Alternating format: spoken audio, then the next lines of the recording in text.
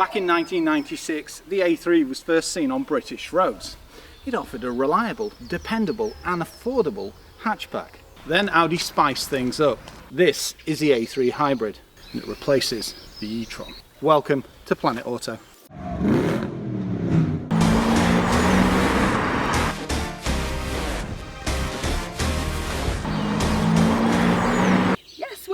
And this is a new hybrid A3. It's not the e-tron. This is a 40 TFSI E electric motor and a 1.4 which is turbocharged. There are 3 trims in the range to choose from: the Sport, the S-Line and the S-Line Competition.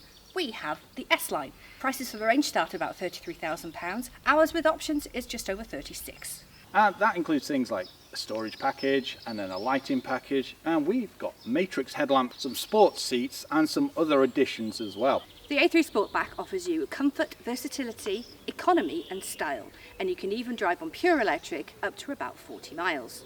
Now if you like this video, please do give us a thumbs up and subscribe and share it with people who you think might like it. You may be surprised at how much the exterior of the A3 has changed over the years, and the biggest difference has to be the grille. It's massive. It's a statement in and of itself. And the bigger the grille, the more airflow. Now the chrome surround is off the e-tron, but there are some styling differences. The bonnet is different, it's got more definition and it slopes in a more aggressive way. And you've got sculpted headlamps, and with the accent and the wider stance, it's much more muscular. Now when it comes to headlights, we've got the option which gives you the matrix LEDs, which does really snazzy things with beam projection. And we also have progressive indicators. As standard, you have automatic lights. There's the option for high beam assist. You also have rain sensing wipers. It also comes with parking sensors, and there's safety on the car which gives you collision mitigation as well as other things. We have 18-inch alloy wheels fitted on this car, but you can get different styles and sizes. The door mirrors are electrically operated, power folding, heated, and they come with blind spot detection. A nice touch is the side skirt, and it's in silver satin. I like the chrome surround the windows. It gives it a nice executive look, but with the S-Line Competition, that will be in black. Because we have the S-Line, we have privacy glass in the rear. You've got all-round disc brakes which are vented at the front, and if you had the Competition, you'd have red calipers. As it's hybrid, you've got your fuel tank there, and here is the charging port. Press in, open it up, and voila! The new A3 is wider and longer, and you can really see it in the rear. The styling here at the bottom, the black combined with the chrome around the exits, really makes it pop. We have a lighting pack which gives us uprated LEDs and progressive indicators. The sporty rear spoiler really adds to the look, and it's got a high level brake light. You've also got a shark fin aerial, parking sensors, and you can also get an option of reversing camera. This Tango Red paint, this is an optional extra. Check Audi for details. Well, we've had a little bit too much fun in this, and now it's time to charge. And rather than just charge at home, we thought we would come to the nearest Type 2 charger, which I found using the Polar app. Now remember, if this is totally flat in terms of electric charge, it'll take just over 4 hours to charge fully. Also, with it being an intelligent car, it will give you an idea of where the nearest charging station is for Type 2 when it senses that it's running low. You can also find this information on the My Audi app, which is quite nifty with other features including preconditioning, how much charge you have left to go, as well as other things.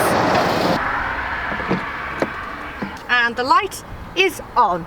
As you've connected using the app will talk to the charging point, and then it will beep loudly and tell you connect the vehicle to either socket, which is what I'm about to do now. I have plugged it in. It's pulsing to show you that it's charging. As you can see from the screen, it gives you all the information you need. It's charging. On the left hand side you can see we now have 3 miles of electric range. And we're done. We press the red bar to stop the charge. It's now collating the information. It'll update me. Now, don't forget, anything with an electric powertrain, you're going to need to unlock using the key fob to make sure that you can release the cable. When the light's off, it tells you you can disconnect.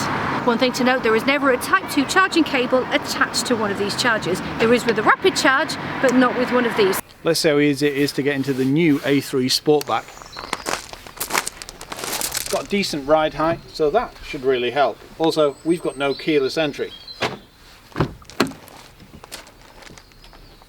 Nice wide door opening. That's very easy. I have a grab handle too. Because I'm 6'3", I drop the seat right to the floor to give me a nice sporty position. So if I pump up the seat, it will make quite a bit of difference whilst climbing in. The door handle is nice and easy to reach. There's always something very reassuring about the thud of a German car door. Good build quality, premium materials. I do like German cars. It's quite amazing how far these new Audis have come. Some of the earlier gens actually had circular vents, and this looks more like a spaceship. Premium materials everywhere, stitching, and it just exudes futuristicness. You've got all-round electric windows and the controls for your mirrors as well. And on this door pocket, there's also a release for the petrol cap.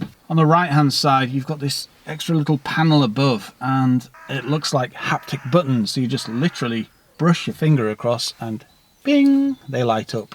Sounds like the Crows are going for it, doesn't it? Leather-wrapped steering wheel. On the right hand side you've got your media controls and your telephony. On the left hand side you can scroll through your cluster. That fantastic virtual cockpit as well. We first saw it in, I think it was the A4 at SMMT. On the left hand side of the cluster you can see your battery charge as well. You can also see your boost. You've got the paddles, and also you've got your indicators and wipers and lights here. And we've got cruise control, but you can get adaptive cruise control. You can also get cruise assist as well. It may seem expensive for the hybrid, but the way you have to look at it is, will you save that money when buying it? I know I don't normally talk about this kind of thing, but it's a kind of thing that a lot of people are asking now. Why do I have to get a hybrid when there's a combustion out there? And this is, I think it's coming up to £8,000 to £9,000 more. But what you get for that, and if you're going to keep the car, I think it's probably worth the money, to be honest. Anyway, back to the interior. In the middle, you've got your infotainment screen. It's got Apple CarPlay, satellite navigation. You can set some of the car's settings. And also, that's where you see how you do your air conditioning and things like that. But there is still some manual buttons down here, so that is great news. We've got an upgraded package on this, so we've got heated seats. Below that, drive select. You've got things like comfort, individual, and sport, or dynamic as they call it on the Audi. And you can also disable your traction control as well. We've also got hazards down here and the EV mode as well. Below that, 2 USB-Cs, and we've also got the operations for your infotainment screen. To the right, the good old start engine stop button. Then it's to the gearbox. S Tronic, so you've got park, reverse, neutral, drive, and sport. So to put it in drive you knock it back, and to put it in sport you knock it back again. And finally, an electronic handbrake with hill start assist. And car wouldn't be complete without a 12 volt socket or an auto dimming mirror.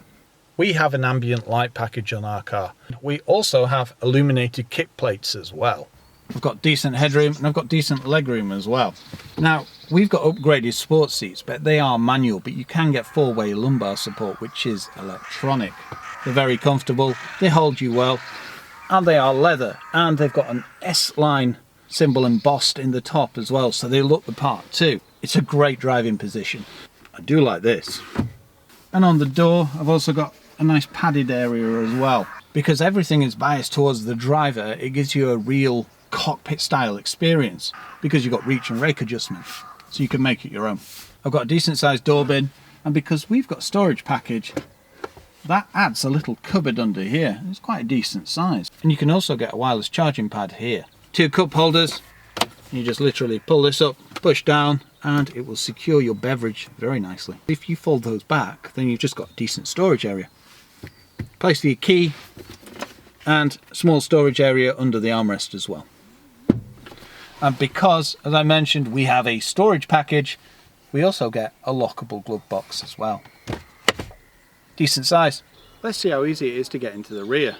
As I mentioned before, we've got decent ride height, so that should help immensely. Decent door opening, and yeah, the door could open a little wider, but I don't actually think that's going to be a problem. Now, one thing to note, as I'm 6'3", I really have to bend down to not catch my head. This is nice and easy to grab, and I've got a grab handle too. Perfect. It's very comfortable in the rear of here. Nice materials, and I've got decent leg room and decent foot room as well. I can get my feet under the front seat, so that's really great for me. I've also got a recessed seat as well, so I've got somewhere to put my knees, and the seat is set up for me at 6'3". It's just very well finished in here. And looking around, I mean, yeah, you've got a black roof, but it makes it look sporty. I suppose it would lighten it up with the panoramic and also a lighter headlining. But headroom, I've got ample room, and that's me sat pretty much upright. I've also got a lovely pull-down armrest here with 2 cup holders too. Isofix points on the back of the seats. Now realistically, it's a 4-person car. I mean, yes, you will get 5, but it's going to be for shorter journeys. So 2 adults very comfortable on a long journey, and 3 children absolutely no problem. Saying that, there's also isofixes on the front passenger seat as well. Now one thing I'm quite surprised at, to be honest, is you've got hard touch plastics on the rear of these doors. I didn't expect that, but you do have a nice padded armrest, and I like the structure of this door card, to be honest. Electric window and a decent door pocket too. Now one thing I was concerned about when I got in and had to duck down, that my eye line would be blocked, but it isn't. On this car we've got an option pack, and it's to do with luggage and rear cabin functionality. These nets on the back of the seats and a 12-volt socket here as well. And if you've noticed, we've got vents into the rear. I'm also very fond of these personalised reading lamps too. There's also an abundance of airbags around the vehicle. You can also option up your airbags as well and get something called an interactive airbag. Opening the boot is nice and easy. 2 clicks on the key fob and it pops. Once open, 280 litres of space. Now it may not be as big as some of its competitors, but there's a very good reason for that. To not reduce cabin space, under the false floor you can see the batteries. Clever thinking. There's also an inflation kit under the false floor. On the left hand side, it wouldn't be an Audi without a first aid kit, and also a rather tidy case here with a Type 2 charger and a home charger as well. 40-20-40 folding seats. Not much of a boot lip. Storage points on the left and right, and also a cargo net over there as well. We've also got shopping bag hooks, tethering points, and a very easily removable parcel shelf. And I can't forget the 12-volt socket. Releasing the seats is nice and easy. You just literally pull this in and pull forward, and it lays relatively flat. Welcome aboard the Audi A3. 40, whoa birds, Low flying birdie. 40 TFSI E. It's a plug-in hybrid electric vehicle. It's quite remarkable to think that the A3 is now hybrid. All these cars that you've come to expect as combustion are electric or hybrid. Now this is powered by a 1.4 TFSI engine as well, which is turbocharged. The most cost-effective way to make a hybrid vehicle, I suppose, is to take a combustion model and then re-engineer it. To win then, isn't it? Well, exactly. So that's why you put things like the electric motor housed in the S Tronic box, and then the batteries under, say, the boot floor. And it's nippy. Ooh, just a bit. That's not even in S mode either. Let's drop to S. There is a difference. 204 PS as well. 150 from the combustion engine, and then I think it's around 50 from the electric motor. From 0 to 62 in 7.6 seconds, and for the 45, 6.9. I was going to say, it's virtually a Golf GTE. Well, it's the same powertrain. It's got 250 newton meters of torque on the combustion engine, Which features a permanently excited synchronous 80 kilowatt electric motor. It means it's lighter and more compact than its predecessors and has a greater power density too. Combined 350 newton meters. When you drop a gear, it does sound a bit CVT, but that's the combination of the electric motor and the petrol engine. When you start the car, it will always start in electric mode. It will start up to minus 28 degrees. You can actually travel up to 87 miles an hour. But you can, if you want, through the infotainment screen, override it. So as soon as it starts in EV, you press something like, I think it's battery hold, and it will then fire up the combustion. Also, if you have the EV button illuminated, it will try and do every bit of driving in electric mode, which means you will zap your electric range. Especially if you're having fun and you don't realise. I would recommend not having that mode activated, and that way you will use hybrid and you won't blaze your electric range. It will just make the combustion engine more efficient. Well, that's it. It doesn't charge whilst it's driving, but it can recuperate, can't it? It can, yeah. It can, I think it's something like up to 40 kilowatts of power it can recoup through braking and coasting, because the way that the system works is it will try and coast as much as possible, and it will also, it's starting to brake for me now, so you've got regen braking as well. And I don't know if it's my mind or what, but whenever I go up behind a car, I know it has collision detection and collision mitigation, but it does seem to drastically slow down when it detects the car. It's not you, the car brakes for you, pretty much. That's how it feels. Well, It's done it with me. But this hasn't got the optional adaptive cruise control or cruise assist. So if that's the case, that combined with the lane keep assist, it's very noticeable, and it is a welcome addition. Now I'm coasting, the bar on the left drops down to ready. When you put your foot down, it will then climb and it will show you how much you're using. I've also noticed a green symbol appears on the right hand side as well, that basically means let it coast, and that appears to me that it's putting power back into the battery, or that's the symbol I think it is. It's now recuperating. Now if you put your foot down, that means it must mean it's using it. It's like a recirculating symbol. You can also see in the top left your combined range of electric and combustion. It's very comfortable at lower speeds. It's obviously more comfortable on 17s, but it doesn't look as good. One thing to note is that the pure electric range is affected by the size of the alloy wheels. So for instance, if you have 18-inch alloy wheels, but you're looking for the maximum pure electric range, Audi will change them to 17s for free. That's good. Yeah, well, the benefit in kind, there's a percentage on it, so it really does make a difference for them.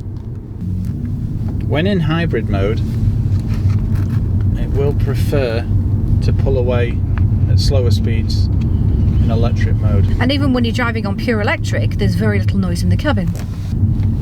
As I say, it's a very refined experience. It's lovely for just pottering around villages. It's just a pleasure to drive. It's comfortable, it's a great driving position, you've got very good visibility.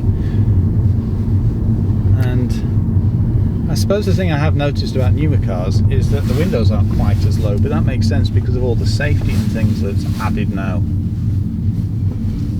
They're not that high though, are they? I was going to say no. And your blind spots, none to speak of either. This is a good sized steering wheel, and I do like the feedback you get from it. Well, it's nice and direct. It gives you a good sense of feeling, and it's light enough around time, but it weights it nicely the faster you go. Combine that with a dual clutch on the S Tronic, and smooth is not the word. Yeah, you're definitely onto something there. I've noticed that the way that the powertrain works is at lower speeds it does prefer to go into electric mode, and you don't even realise the transition. It's seamless, isn't it? Yeah, the only reason you will notice is if you put a bit more power down, then you'll hear it burble in, but you don't feel it through the drivetrain, which is really good. The other thing is, I've driven a few Audis, and some of them have got fantastic responsive gearboxes, and others, for some reason, there's a bit of a hesitance. Whereas this one, it's pretty much instant, to the point that I will shred tyres if I floor it. So I'm going to refrain from doing that. The way it puts power down is pretty damn good. And yes, it is longer and wider, but not noticeably whilst driving. You've got lots of safety, collision mitigation, lane centering, pedestrian detection, bicycle detection, and a whole host of other things. Depending on which driving mode you're in, it will feel a bit different. For example, comfort will make the shocks a lot more pliable, so there'll be more body roll, but it will make your passengers feel at home. Then you've got dynamic, and then it will tighten up your suspension and whatever gubbins this car has, and make it a far more responsive and tighter driving experience. In economy, it will kind of put it somewhere in the middle, and obviously biased to saving fuel, and the rest are pretty much self-explanatory. This is front-wheel drive. The S Tronic has always been a good box anyway. It's very good at waiting for you. It kind of anticipates that you're going to floor it, so it doesn't change gear excessively. Or but too quickly. But on the other hand, when you're in comfort or efficiency, it tries to get into top gear as fast as possible. And it's a very versatile box and manages it with ease. Oop, it's trying to drop gears for horses. It will corner like it's on rails. But the other thing is, it still has an element of movement as well, which means that it's not like a train, as it were. So you can still throw it around, which I like. It's the best of both worlds. Yeah, it exactly. handles like it's on rails, but it's not as stiff. Exactly. One thing I forgot to mention in the interior that I just have to mention is you can get an Audi coffee machine, and it takes pods and runs on a 12-volt socket. And it looks so snazzy. It does. Well, packs available too. You've got the Comfort and Sound Pack, which will give you the 4-way electronic lumbar support. That's £1,195. Parking Assist with Parking System Plus, B&O sound system with 15 speakers and sub-an amp. You also get the reversing camera with that one. With low profiles, you do get a bit of tyre rumble, but it's nothing too excessive, and it only tends to be on bad roads. Driving on A roads, it'll get up to speed very nicely. The way that it seems to work is anywhere where you would feel lack of power in a combustion engine, the electric motor fills the gaps. So it means that you have fluid acceleration up to whatever speed you need, probably 141 if you're feeling that way inclined. Joining motorways as well, perfectly fine. You can just literally put your foot down and you're up to 70 in next to no time. It feels very stable, well planted, the suspension works very well, and there's no excessive moving around, wafting, even in heavy winds. Oh, that was nice. Now we've done all our playing around, we've got 242 miles of range left, and 4.3 miles per kilowatt. So it's increased. Now we're doing bit more of a hybrid drive. Thing to bear in mind is I've hardly been driving this economically. I've kept blipping it whenever I get a chance. Nice smiley horsey ladies. Yay. Oh, post person. Thank you. Is that the proper designation now? Post person? Yes. Sounds Well, I didn't know it's a man or a post woman. person Pat. But all in all, having this Audi on review has been an absolute pleasure, hasn't it? It has, yeah. It's a shame, Annabelle, we're not going on a longer journey, is it? It is. It's nice to be driving one again, to be honest. Yeah. It's economical and practical enough that you can even travel on pure electric. It's safe, meaning NCAP 5 and Euro 6, with a big enough boot for your weekly shop and more. It's engaging and stylish, the perfect family hatchback.